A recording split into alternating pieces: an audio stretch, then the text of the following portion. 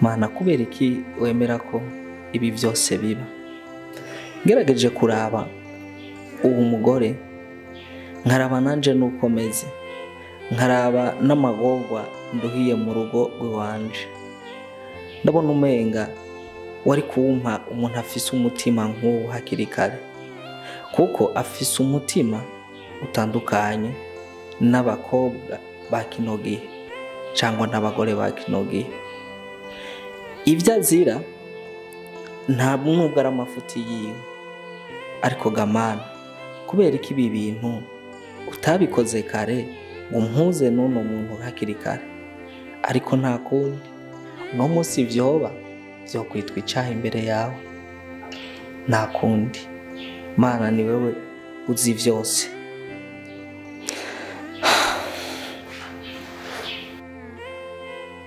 Mana ndagushimiye kuba warangiriye ubuntu nkaba ntakirara mw'ibarabara, ariko gamana bigenda gute ukabwira umuntu ko umuhaye amasezerano yo kuzokubaka urugo ariko ntagubake? Mana biragaragara yuko undi hafi, ariko nta cana akoze cotuma uni mu rugo.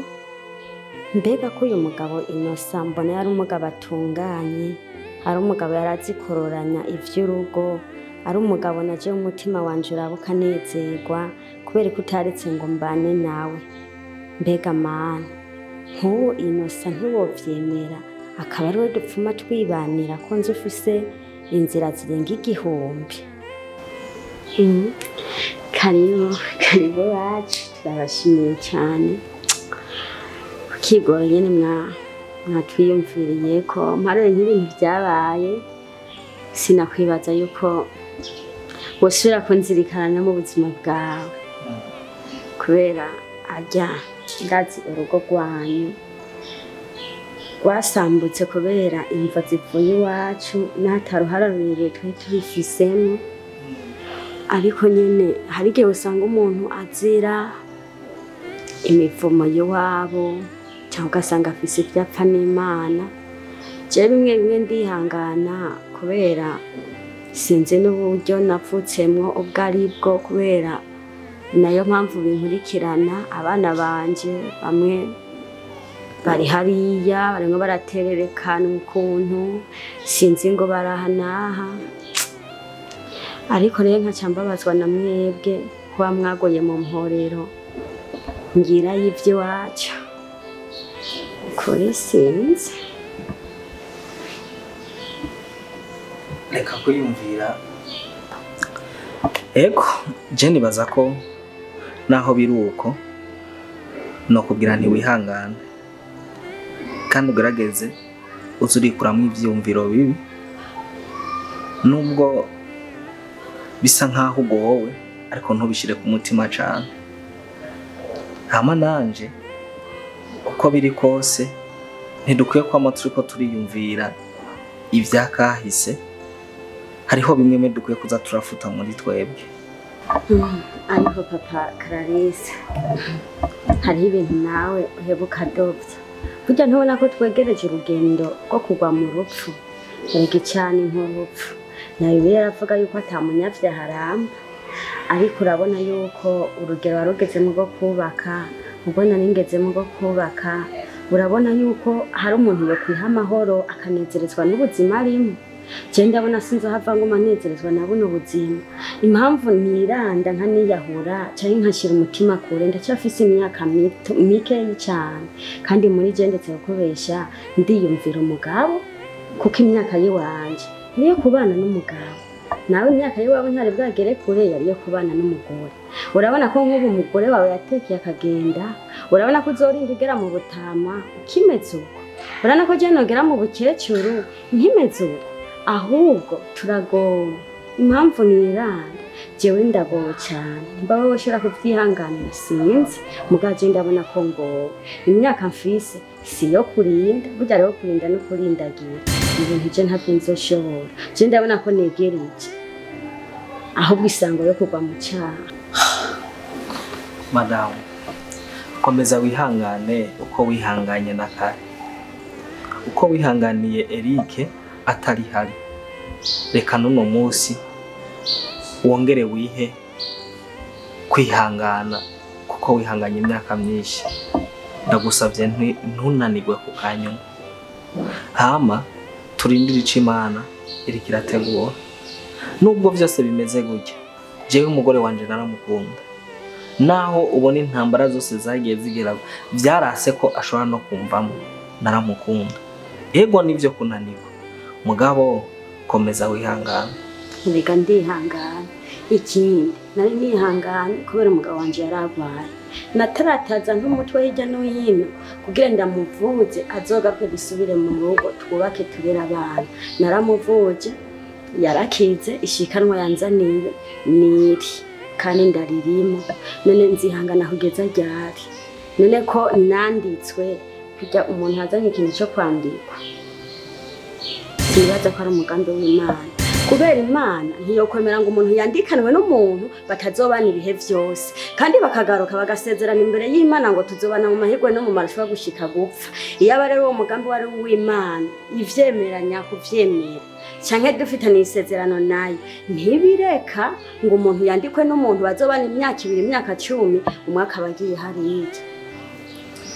Ubu rero ugeze aho yumvira divorce, ndabihabwe nawe. None wumva ubundi ho uzobana nande kandi ukiri umugore wa Eric? Siyo mpamvu ndi mu cyacu canke nanje nozobana nande kandi nkifise umugore wanje? Ariko nyene nkubaze byakwera nyene wewe wari wazanye umugore mu nzu? Yego, je nari mfise umugore. Oya, ujya muhabara numve wari wazanye muhabara. Jewe ndakubwiza ukuri ntakubesha, nta munsi n'umwe nigeze ncinya umugore we wanje. Imana niyo cabona.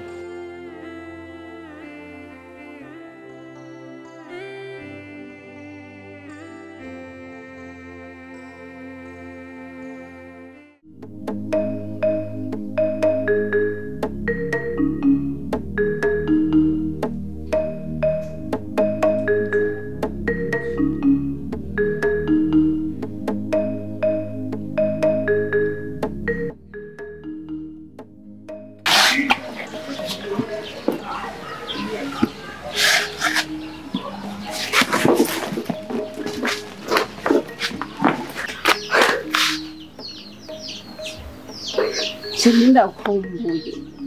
Sinemera gupfana intu kandi uhari n'ikibaho. Wewe wicunge muri no misi. Oya, sinemera ubijya bya moya mbiri dushaka tubikure ubijya byaraheze ubu ni kugumana yewa. Nasimva nga. Eko.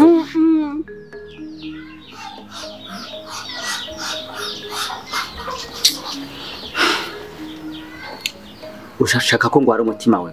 Sinemera gupfana intu kandi uhari. Ibintu byose ntibiba parforce. Oya, niba parforce no mwumvikana. Ko bride gutumvikana basi mugasemera gupfana intu kandi uhari.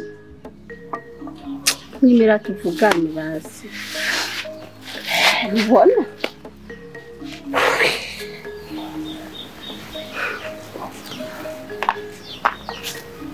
Gira ndakubwira ikintu kimwe. Ibyabaye byose wowe ufise umugabo.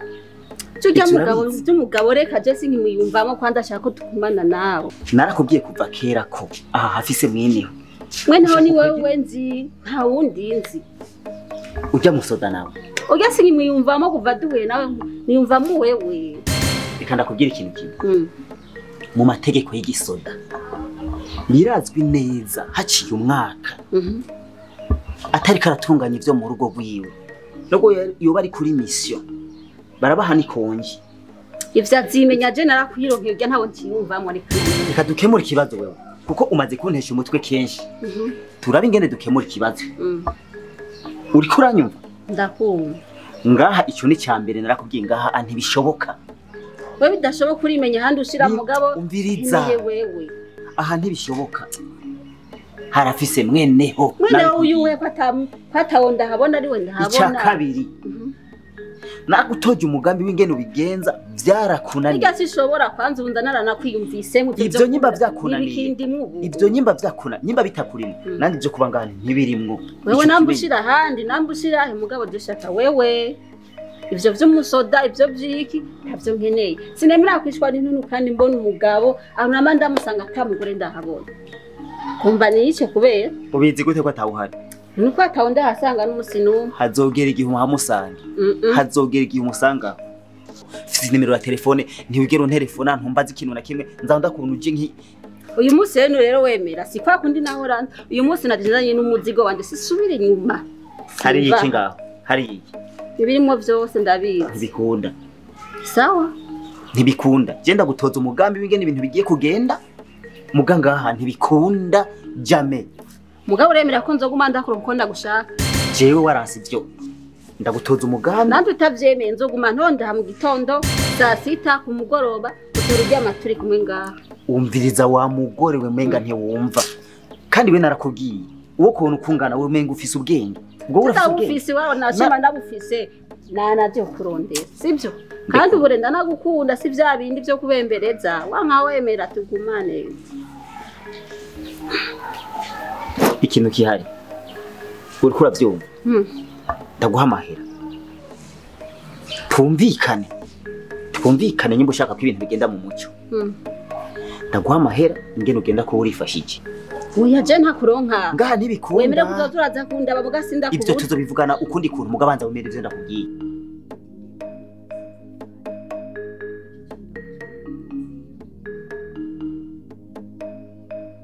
Mama Bernice hari amakuru utamenya mabuja mabuja rumbwiye ngo negiranye ibintu byose byo mu nzu mu muri suku ngo boss ageze mu nivy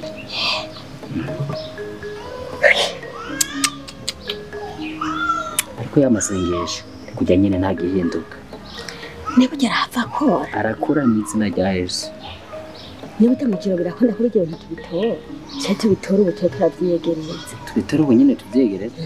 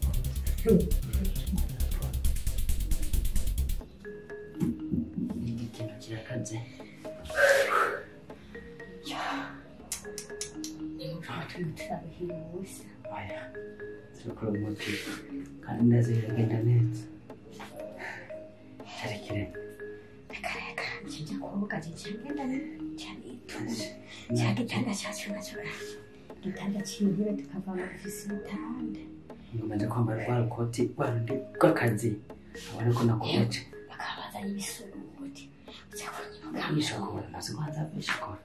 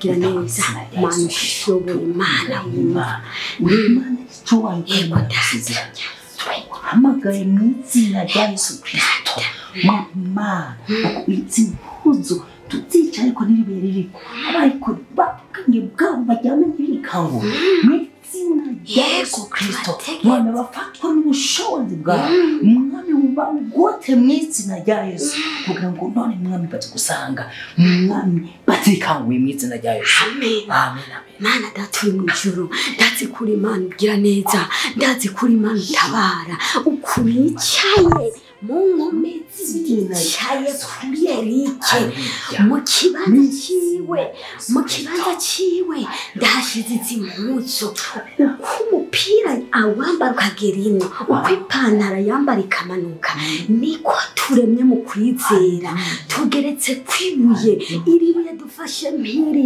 umutima wiwe turawukomantaje ntasubiye kwiyumvira ukundi urugo rwiwe yagombye guta ateshejwe n'abadayimoni ivyo byose turavyase data wavuze ngo aho babiri bari ngo nawe ngo niho uzoburi ubu ntituri umwe ubu narose unyunganira mu masengesho ubu turi babiri turafashe impiri uku twicaye turemera turaruku turemera dusinzirire kuri nibuye dusinziririye ku mutima wa Yerike ntasubire kwiyumvira ukundi uyu mugore we yitwa Roza ntasubire kumwibuka ukundi byitwa ko atigeze namumenya mana ndazi yuko wewe iyo usezeranye ushitsa ni wasezeraniye urugo nampamvu yuko abadayimoni baruntwara Yesu umuriro wawe umuriro wawe mana umuriro wawe data umuriro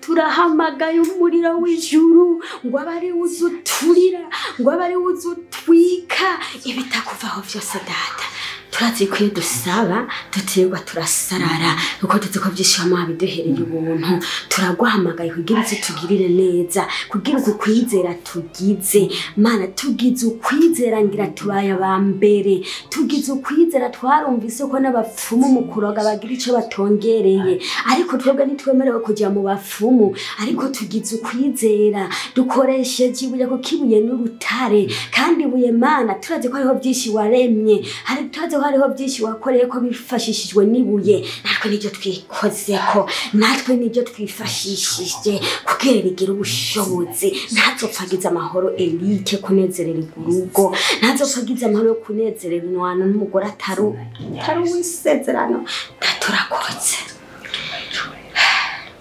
asante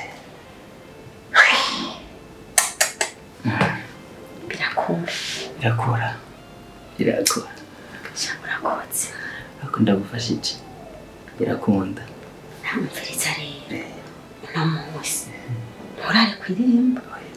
Dupfume dusinzire iminsi yose wagiye kuryama. Nze baramwira ko uburyama. Nanje yone namaze kuba intobe. Sinkisinzira. Dusoze dupfuma dusinzira. Twikame yuko. Kandi ndazi. Bizakora. Hamwe n'Imana. Birashoboka. Cyane. Sinzire dufuma turandira gushuka. Ntacyo nta n'imbeho numva. Reka twigomere uko.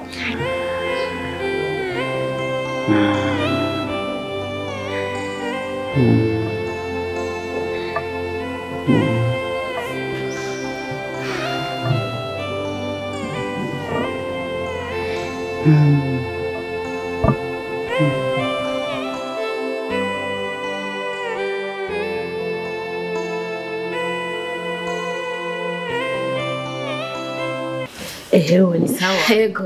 Ehewe umugabo wawe yarakijijwe.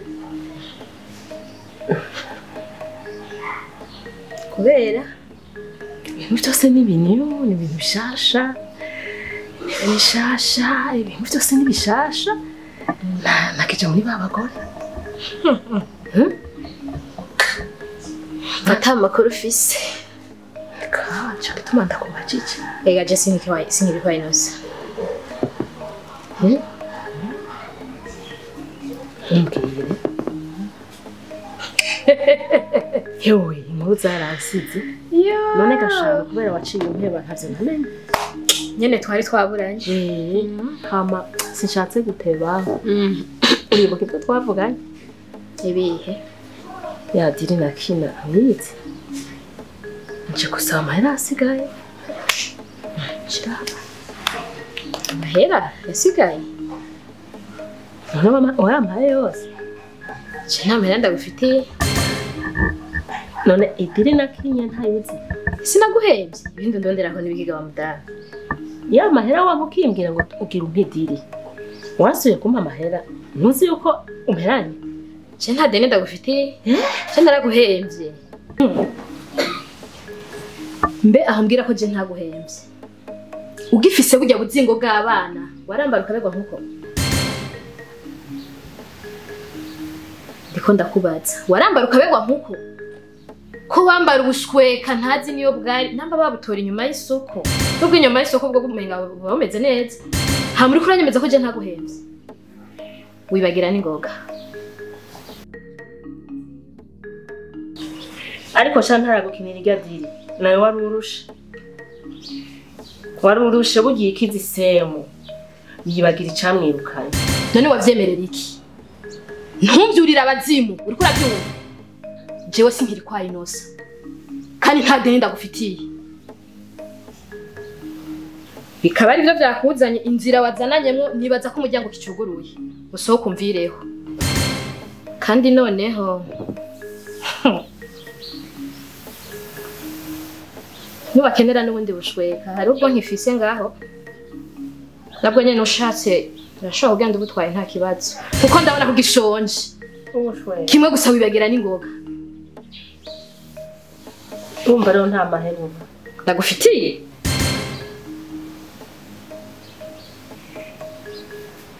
Waraje kumpemba. Jewe umunsi ukora idiri twaravanye ko nta deni ndagufitiye. Kandi nabikubwiye neza ko ntari kwa inosa. Ukaba ukeneye inosa inzira n'umuharuro genda. Bwana. Bwana. Ndagenda ibwire Constance byose. Nibaza ko iby'abana bitaraya ndagenda ibwire Constance. Umviriza. Ubwira Constance. Ubwira inosa. Ubu je umugabo mfise bose yofukira. Yofukira. Kandi ntari bari kabiri gatatu usoke no munzu. Sinzongere kukubona mbira. Biraho.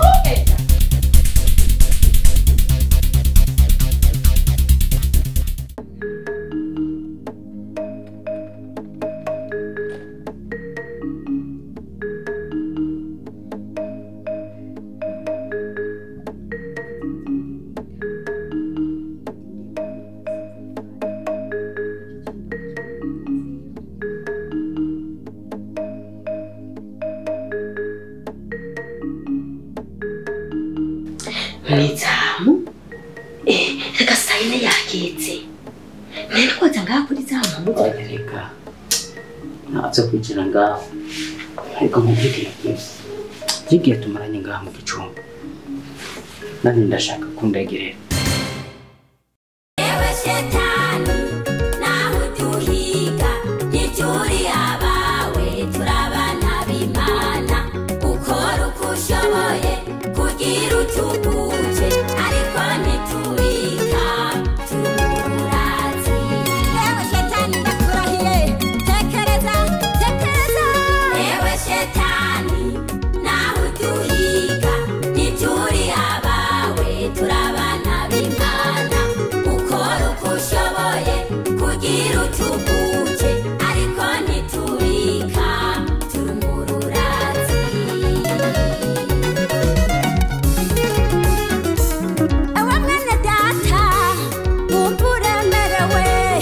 ibisongere